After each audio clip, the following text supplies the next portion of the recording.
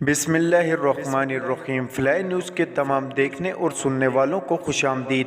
اگر آپ ہمارے چینل پر نئے ہیں تو سب سے پہلے چینل کو سبسکرائب کر دیں اور بیل آئیکن کو پریس کر دیں اور ہماری ویڈیو کو پورا دیکھیں تاکہ دنیا کی معلومات سے آپ باخبر رہ سکیں۔ آئے بڑھتے ہیں خبروں کی جانب۔ راولپنڈی جنرل سید عاصم منیر نے پاک فوج کے 70ویں سربراہ کی حیثیت سے ذمہ داریاں سنبھال لی۔ جی ایچ کیو راولپنڈی میں پاک فوج کی کمان کی تبدیلی کی پروقار تقریب ہوئی، جس کے مہمان خصوصی سبکدوش ہونے والے army chief general Qamar Javed Bajwa تھے۔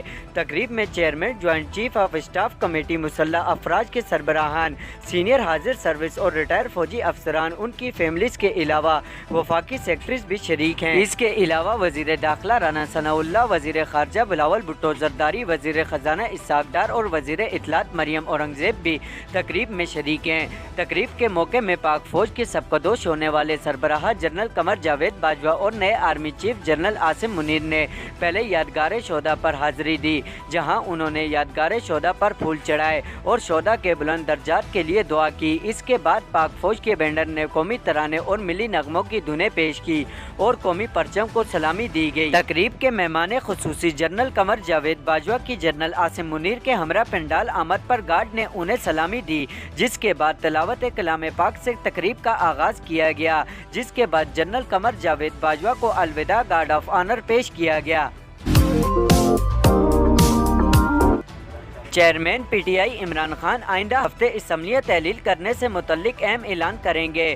ذرائع کے مطابق عمران خان آئندہ ہفتے video link per P T I کے تمام ارکان اسمبلی سے خطاب کریں گے، جس کے لیے کے پی اور پنجاب کی پارلیمانی پارٹی کے اجلاس بھی طلب کر لیے۔ ذرائع کا کہنا ہے کہ کے پی پارلیمانی پارٹی کا اجلاس جمعہ، پنجاب پارلیمانی پارٹی اجلاس ہفتے کو ہوگا، جس میں عمران خان دونوں صوبائی پارلیمانی پارٹیوں کو اسمبلی تحلیل کرنے پر اعتماد میں لیں گے، جبکہ عمران خان موجودہ سیاسی صورتحال میں اپنی حکومت عملی سے ارکان کو آگاہ کریں گے۔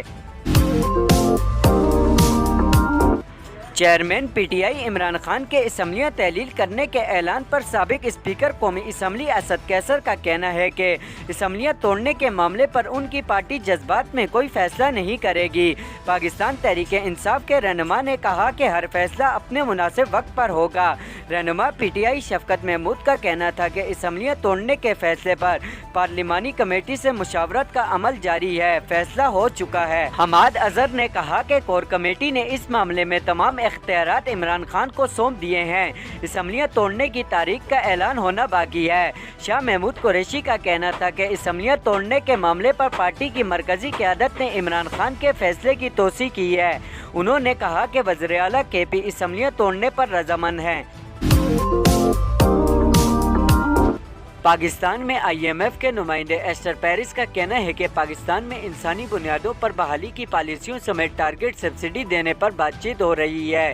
پاکستان اور آئی ایم ایف کے درمیان مذاکرات۔ آئی ایم ایف کی نمائندہ ایسٹر پیرس نے فلائی نیوز سے گفتگو کرتے ہوئے کہا کہ پاکستان کے ساتھ 9ویں جائزے کے تحت آن لائن مذاکرات جاری ہیں۔ انہوں نے کہا کہ مذاکرات میں انسانی بنیادوں پر بحالی کی پالیسیوں کو ترجیح دینے پر بات چیت ہو رہی ہے، جبکہ مذاکرات میں ٹارگٹ سبسڈی دینے پر غور کیا جا رہا ہے۔ نمائندہ آئی ایم ایف کا کہنا تھا کہ پاکستان حکام سے اصلاحات کا عمل تیز کرنے پر گفتگو جاری ہے۔ اس کے علاوہ میکرو مالی پائیداری، کثیر جہتی اور باہمی شراکت داروں سے مالی مدد پر بات چیت ہو رہی ہے۔ اسلام آباد کی مقامی عدالت نے متنازع ٹویٹ کے کیس میں پی ٹی آئی رہنما اعظم سواتی کا مزید 4 روزہ جسمانی ریمانڈ منظور کر لیا۔ اسلام آباد کے سینئر سول جج محمد بشیر نے اعظم سواتی کے کیس کی سماعت کی، جس سلسلے میں اعظم سواتی کی طرف سے ان کے وکیل بابر اعوان عدالت میں پیش ہوئے۔ بابر اعوان نے عدالت سے درخواست کی کہ سیکورٹی خدشات کی بنا پر اعظم سواتی کو عدالت میں پیش نہ کیا جائے، جسے عدالت نے قبول کر لیا۔ جج محمد بشیر نے کہا کہ آئندہ حکم تک اعظم سواتی کو عدالت میں پیش نہ کیا جائے، اعظم سواتی کو ویڈیو لنک کے ذریعے عدالت میں پیش کیا جائے۔ پراسیکیوٹر نے کہا کہ حکم میں لکھ دیے کہ اعظم سواتی کے وکیل کی درخواست پر انہیں عدالت میں پیش نہیں کیا گیا۔ عدالت نے اعظم سواتی 3 دسمبر تک مزید 4 روز کا جسمانی ریمانڈ منظور کر لیا۔ اسلام آباد اسٹیٹ بینک کو قرض کی مد میں 50 کروڑ ڈالر موصول ہو گئے۔ وفاقی وزیر خزانہ اسحاق ڈار نے ٹویٹر پر جاری بیان میں بتایا کہ اسٹیٹ بینک کو قرض کی مد میں 50 کروڑ ڈالر منتقل ہو چکے ہیں۔ اسحاق ڈار کے مطابق رقم ایشین انفراسٹرکچر انویسٹمنٹ بینک سے قرض کی مد میں ملی ہے۔ وزارت خزانہ کے مطابق قرض کے اس معاہدے پر شرم الشیخ میں دستخط ہوئے تھے۔ واضح رہے کہ 9 نومبر کو وفاقی وزیر خزانہ سینیٹر اسحاق ڈار نے کہا تھا کہ ایشین انفراسٹرکچر انویسٹمنٹ بینک نے پاکستان کے لیے 50 کروڑ ڈالر کی منظوری دے دی ہے۔